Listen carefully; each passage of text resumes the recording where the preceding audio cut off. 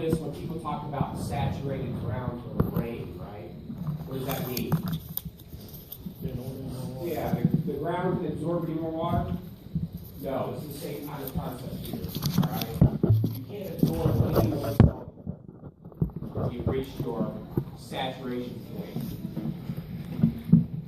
Unsaturated means that you have not reached your saturation point. And then finally, supersaturated. The way you get something supersaturated is you heat things usually. Does hot coffee hold more sugar or less sugar? More. And so what you can do is heat it up, add a whole bunch of sugar, and then let it cool, and then you reach what's called supersaturated state, where it dissolved more than it normally could dissolve at the same temperature. And it did that by heating it up. So if you want to make really, really sugary coffee or really sugary tea, what do?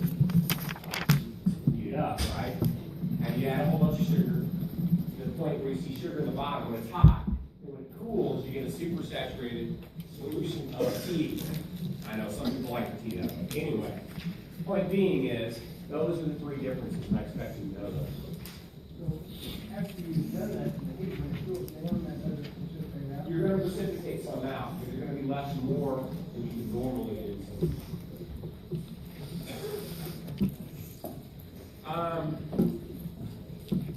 Factors that affect solubility, okay? How soluble something is. One of them is your intermolecular forces. We're going to talk about a whole bunch about this factor right now. Thermochemistry, how much heat or the energy of this solution, we're going to talk about it. The temperature, right? How hot something is. The higher it is, the more you can get in. And then finally, the pressure. Now, temperature is not universal.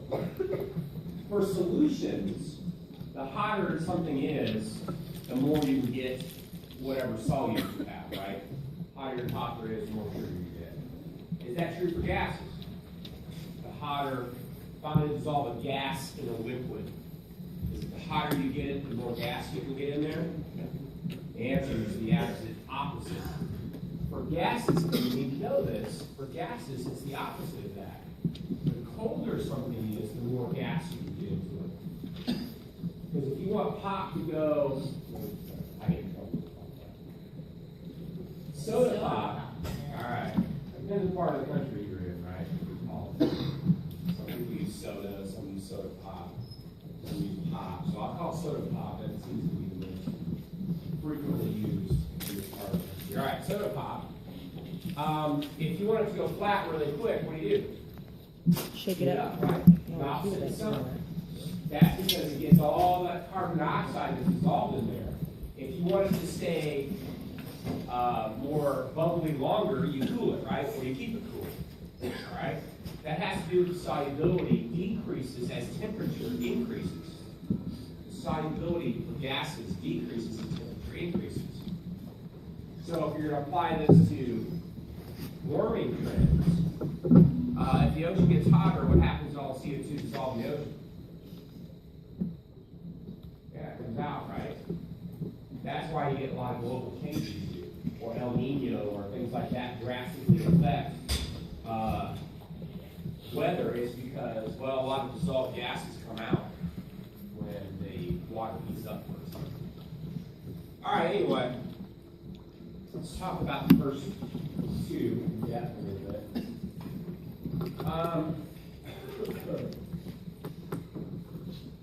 Yeah, I'm going to skip this in a second here. All right. I'll come back to that. So for something to dissolve, this is what has to happen. Okay, this is the process. The first thing you have to do is you have to break the intermolecular forces of the solvent. Okay? The intermolecular forces of the solvent have to be broken. So remember that if I have water molecules, for example,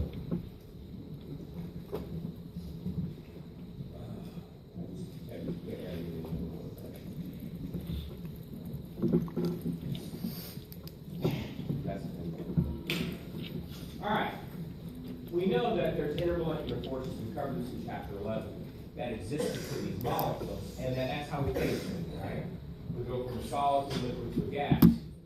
Okay, so let's say these are water molecules. Do you have to overcome the intermolecular forces and break them apart? Do you think that takes energy or releases energy to break these intermolecular forces? It takes energy, okay? So this is an endothermic process. Endothermic means we absorb, right? Right? Okay, so this is an endothermic process. This solute and solvent separate.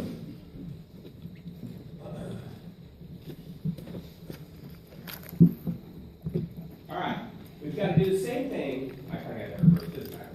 The solvent and the solute both have to have intermolecular forces. See the animation?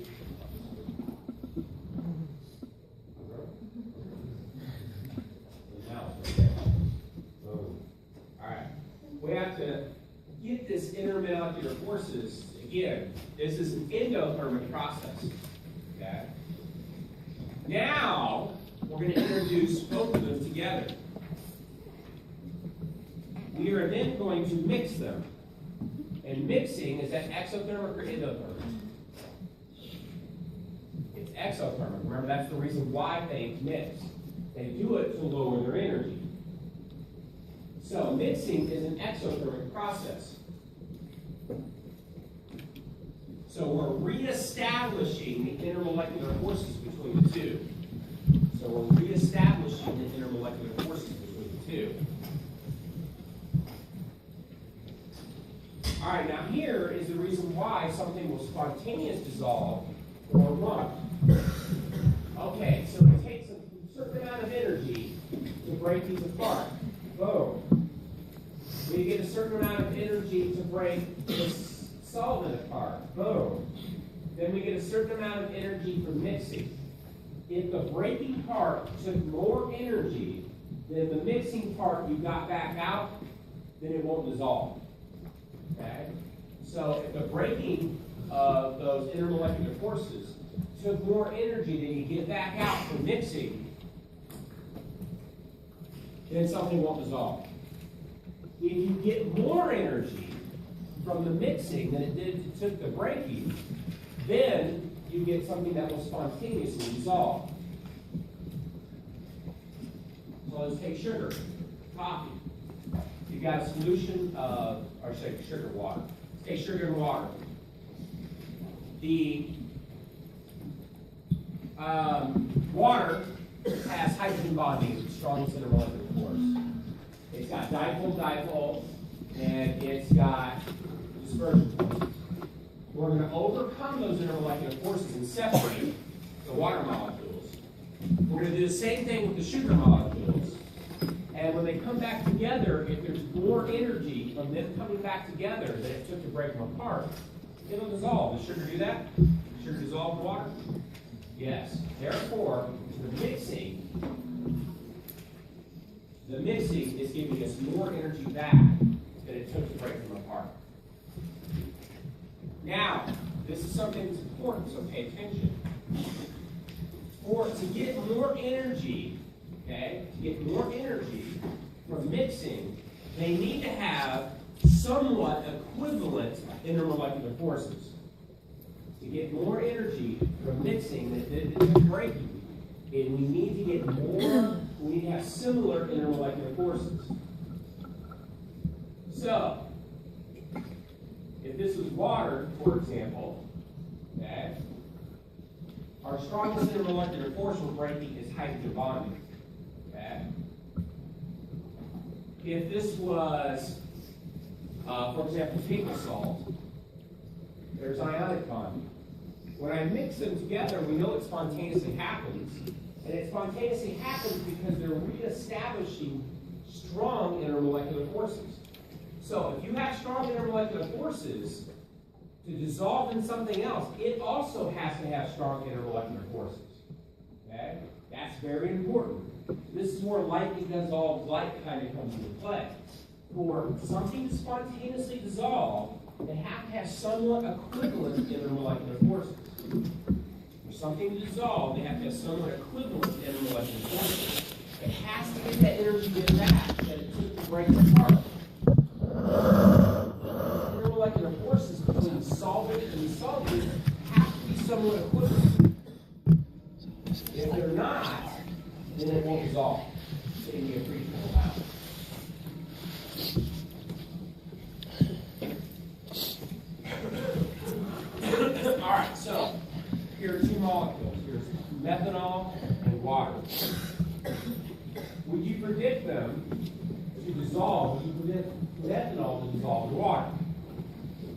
All right, so the way you do this is you go, do they have similar intermolecular forces?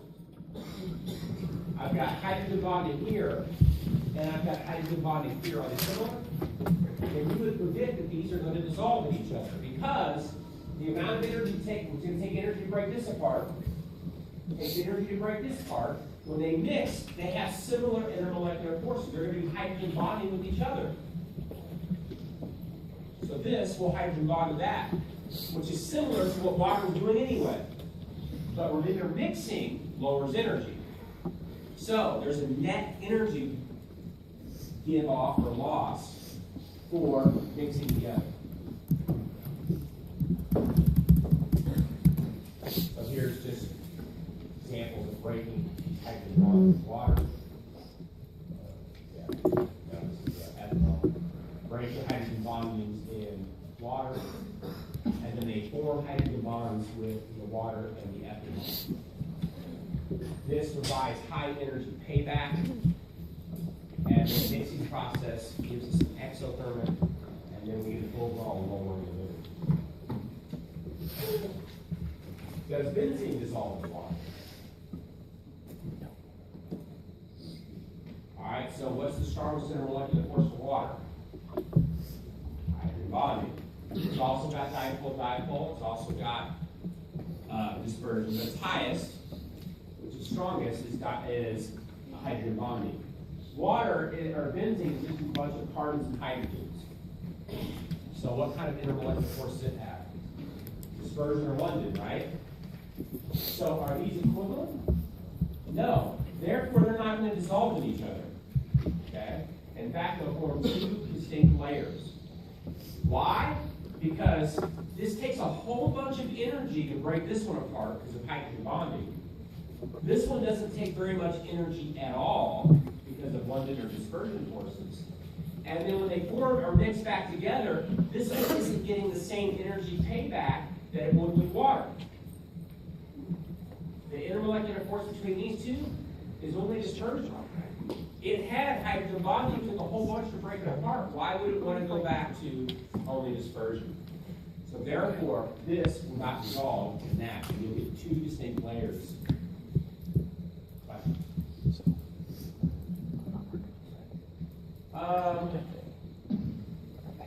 This is kind of like dissolves like.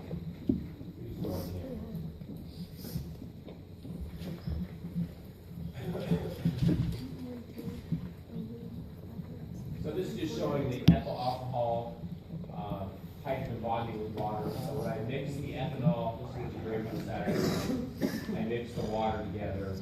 We break these water molecules in the molecular force apart. We break their intermolecular force apart.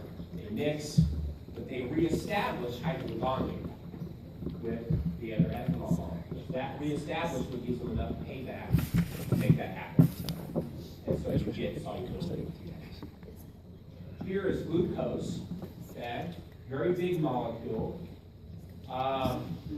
It has a bunch of oxygen hydrogens, and we can do some hydrogen bonding with those, right? And so we can break the water molecules apart.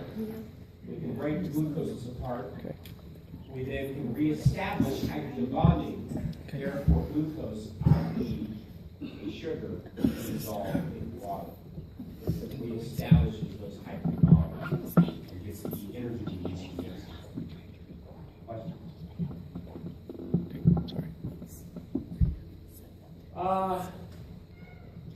Sometimes you don't necessarily get hydrogen bonding between the two, but you get enough because of the mixing to have it happen. So this is a polar molecule here. This is highly electronegative. If I look on my periodic chart, it's very electronegative. This is not. So a partial negative, partial positive. Well, this is pretty polar in its intermolecular force. And there's enough polarity between these two that this will actually dissolve. Now, it won't dissolve as much as this. This is miscible. I can mix these in any amount possible, and it will dissolve. This will dissolve in water, but only partially, very little small amounts of it. Why? Is this hydrogen bonding here? No. So it's going to dissolve less. It will dissolve a little bit, but not as much as something that can hydrogen bond. In fact, its solubility is less than sugar. Right? So we call these areas right here hydrophilic areas. We call these areas of polarity hydrophilic. The more areas of hydrophilic you have, the more likely you are to dissolve in water. The more payback water is going to get to interact with you and energy. So we call these hydrophilic areas. And what you're looking for is oxygens, nitrogens, fluorines, things that are very electronegative. If you see these very electronegative areas, that gives a place for water, okay, to reform intermolecular forces that are fairly strong. So we don't always have to have hydrogen bonding, but we definitely need some hydrophilic. And what's hydrophilic mean? Water loving, right? Philic means hydrophobic would be what? Water hating, right? Loud majors. We've got all types of hydrophilic, hydrophobic. All right, so hydrophilic just means we have some highly electronegative elements that water can interact with, and water can actually form intermolecular forces with.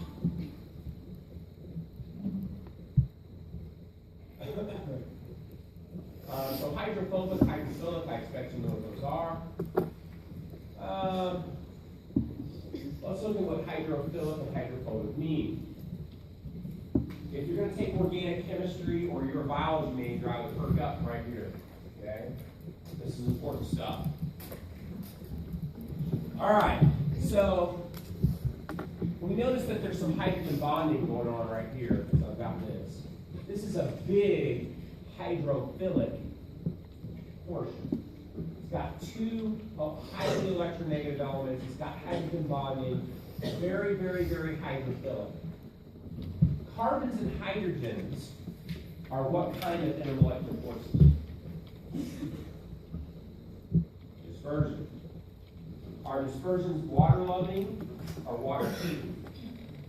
They're water hating because they have London and water has hydrogen bonding. They are not similar intermolecular forces, so they don't want to dissolve in each other. The more hydrophobic you have in these organic molecules, the less soluble you're going to be in water. The more hydrophobic you have, the less soluble you're going to be in water. And that's demonstrated right here. So I have one carbon that's hydrophobic, i.e. dispersion. Here I have two. Completely miscible, completely miscible. No matter what ratio I add these in with water, I can get them to dissolve.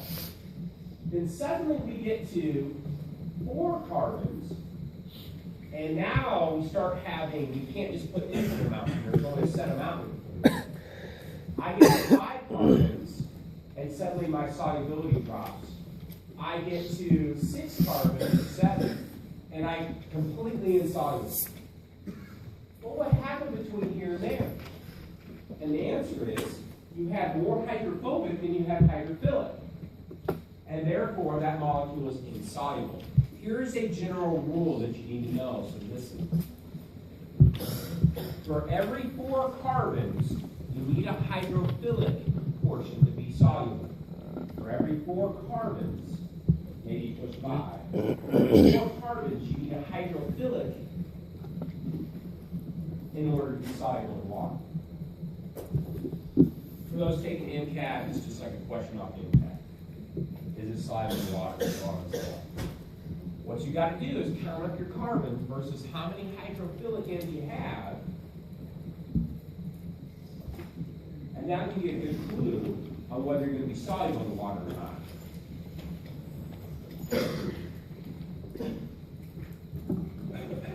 So rule of thumb, 1 alcohol, that's the OH group, or 1 carboxylic acid for every 4 carbons.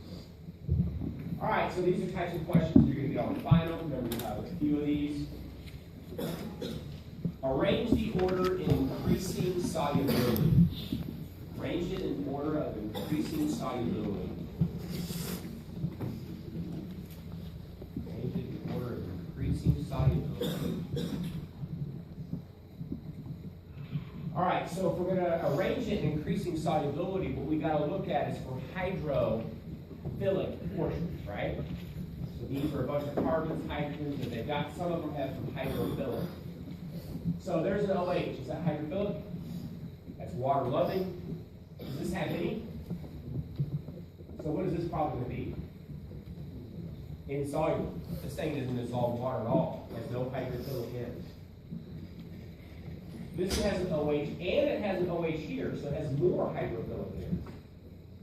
This one has a CHO. Is that as strong as a hydrogen bond? No. So who is going to be the most soluble here? Number 3. That will be the most soluble in water because it has the most hydrophilic ends. Who's going to be next probably? Number 1. It has hydrogen bonding, hydrophilic. Between 2 and 4, who's going to be the most? 4 is, it has a hydrophilic. It's not quite as good as having an OH group. And then finally, that's going to be the least soluble.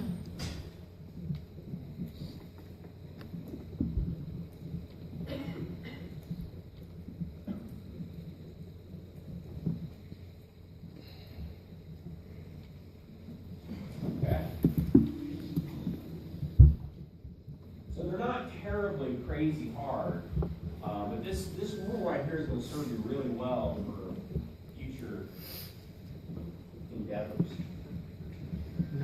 Do cells dissolve in water or don't dissolve in water? Blood cells. Do not dissolve. So what you're saying is that there are cells in the body that and they don't move around. Most of your blood is what substance? Water. So would you predict your blood cells to be soluble in water and insoluble? Soluble. So what does that mean about your cell walls? What do your cell walls have to have if they're going to be soluble in water? They have to have hydrophilic portions to them. If they don't have hydrophilic portions to you, guess what your blood is? It's a solid. Never move. You never move. You never work. So it means your blood cells and your walls of your blood or your cell walls have to have a decent amount of hydrophilic ends. If they don't, now does it completely dissolve in water? No. That's because it has hydrophobic ends also. So it has hydrophobic and hydrophilic. Hydrophilic allow it to dissolve in water. Hydrophobic keeps it from completely dissolving and breaking the cell apart. This is how most of your tissue works. It has hydrophilic and hydrophobic ends. Things that you don't want to dissolve are fat soluble in water generally in your body? No, that's because they're all hydrophobic. Not very many hydrophilic. So a lot of biology works off this concept.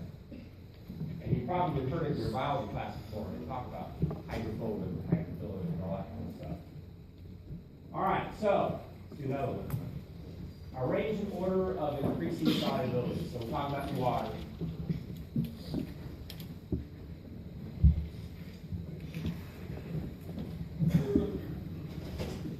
These type of questions you have on comment.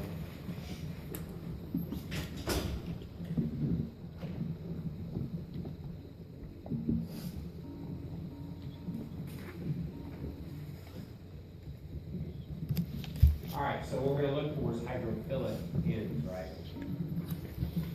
So that was hydrophilic, it's got hydrogen bonding in it. No hydrophilic, carbons and hydrogens. Hydrophilic, hydrophilic. A bunch of carbons, hydrophilic. So which one probably is the most soluble? 3. It's got 2 hydrophilic ends. It has equal change, yeah. Whenever you ask this, is it always going to be C's, H's, and O's? Yes. Okay. I may say C6H12OH. You should know that's just going to be a bunch of carbons and an OH sitting somewhere. And I have some of those on the practice test. Some of those. Also. So I might say this is C12H18OH, for example. Instead of writing it all out. Okay, so we know this is going to be the most soluble.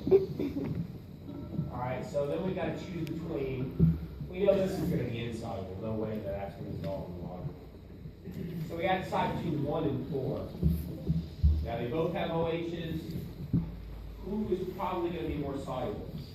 Number one, because it has less dispersion forces, right? That 4 carbon, 5 carbon ratio. So this has less dispersion forces because it has less carbons and hydrogens. The more carbons and hydrogens you add, the less likely you're to be soluble in water.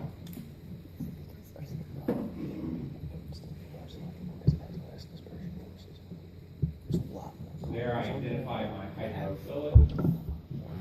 This one only has 5 carbons and 12. Big difference. Much more soluble.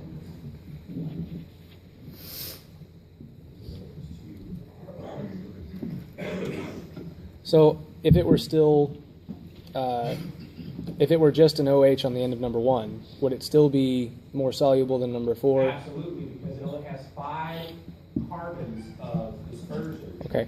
This one has 12 carbons of dispersion. Okay. Dispersion and water don't like each other. Okay.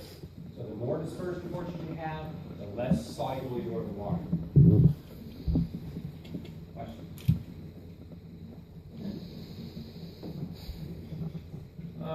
Here's just kind of other molecules and solubility. Notice I only have 1, 2, and 3 areas of dispersion completely visible. Here's ethanol. Not very soluble in water, but look at it, it's very soluble in hexane. Hexane is nothing but carbons and hydrogens. This is back to like dissolved liking here. Okay? So these, not very soluble in hexane, kind of soluble both. But here, these are only soluble in hexane and not soluble in water. You're going to get these types of questions in organic chemistry all the time. Bunch of carbons and hydrogens, dispersion forces. Nothing but dispersion forces. Similar intermolecular forces. So when they break apart and come back together, you're going to get a lower energy and stay or soluble. Make sure you know that.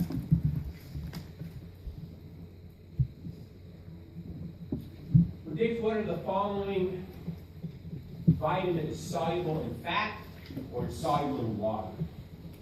Right? There are vitamins that are fat soluble, vitamins that are water soluble. How do you know? Well, here's vitamin C.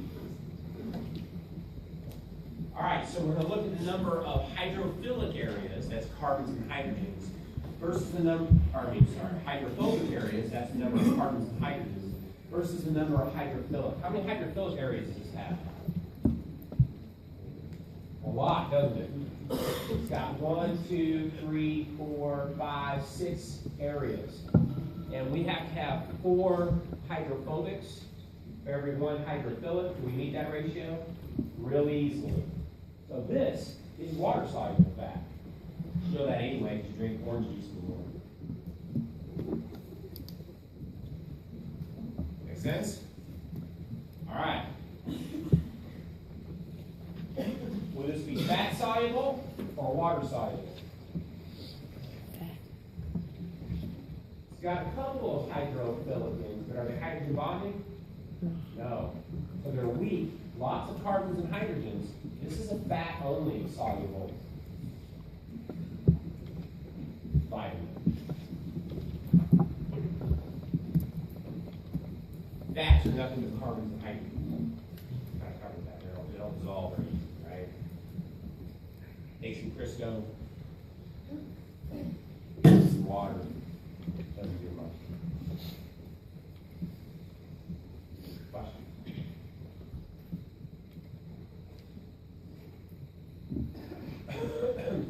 Decide if the following are more soluble in hexane or in water.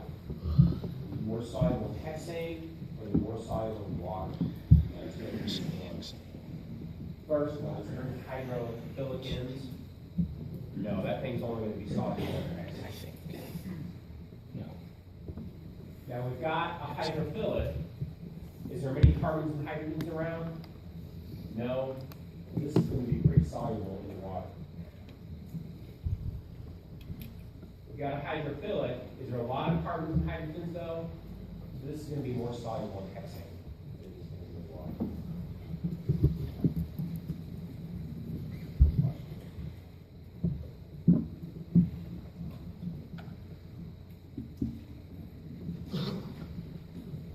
talk.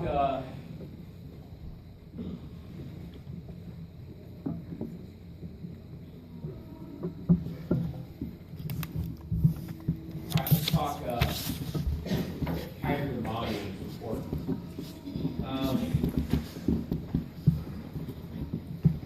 And this whole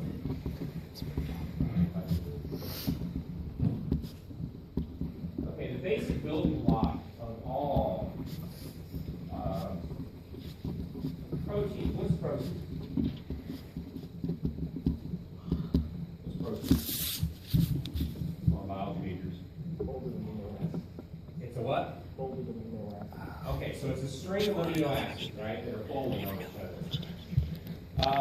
So it's a series of amino acids. If you look at technical, it's 50 or more amino acids.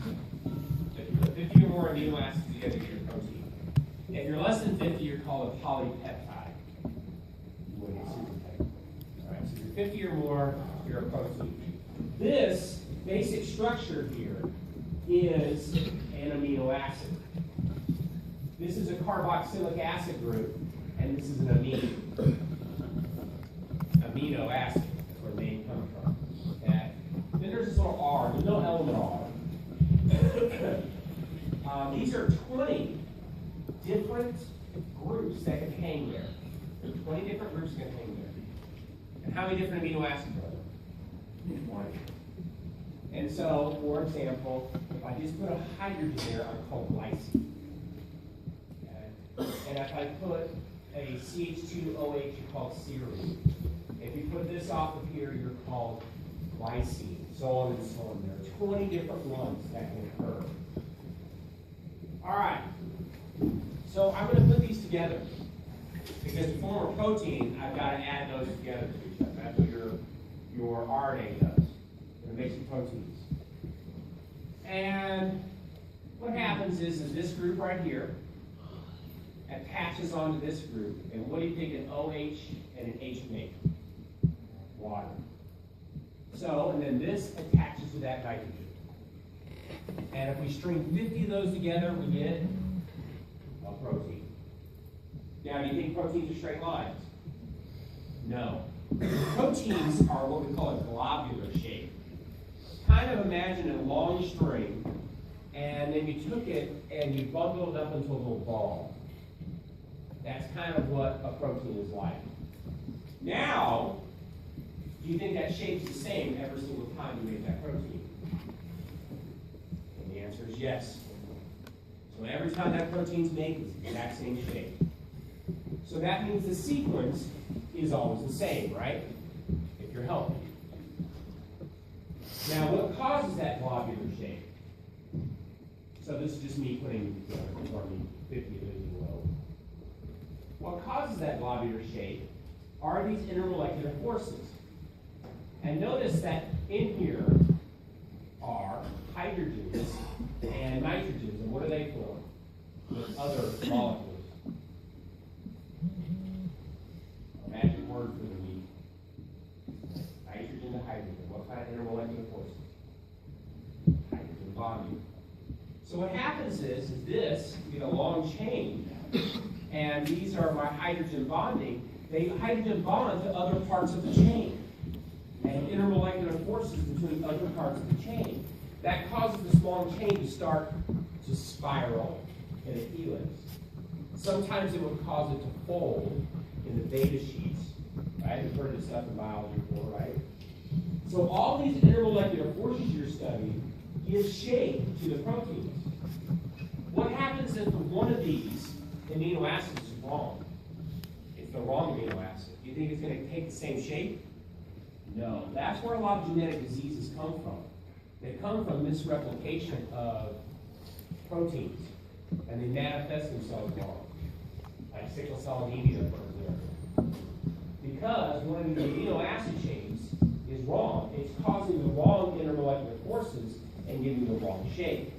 So a lot of complexity in your proteins. Remember, proteins are the action pack of your body. They're the ones that do stuff. They're the hormones, they're the enzymes, they're all that stuff. That's all proteins. And those proteins have to have a specific shape, and they get those shapes from intermolecular forces. from hydrogen bonding, from dispersion, from dipole, all these intermolecular forces are what gives your opposing shape. And they have hydrophilic and hydrophobic ends, so that they can move around. We put the hydrophobics inside, because dispersion forces are going to be attracted to each other, right? That's the hydrophobic. Then the hydrophilic end is outside. What is that going to allow it to do? Dissolve in water. That's why proteins can dissolve in water. They're huge molecules with a lot of carbons and hydrogens. How can they dissolve in water? It's because their shape allows these hydrophilic ends to be outside. These hydrophilic ends allow it to dissolve in water. This is all intermolecular force stuff. So the reason why these big biological molecules can move around is the same thing as your cell wall. We've got this hydrophobic side of your cell wall. We have a hydrophilic side of your cell wall. All right, that's good enough. That's all it's going to be. None of this other stuff's going to be on there.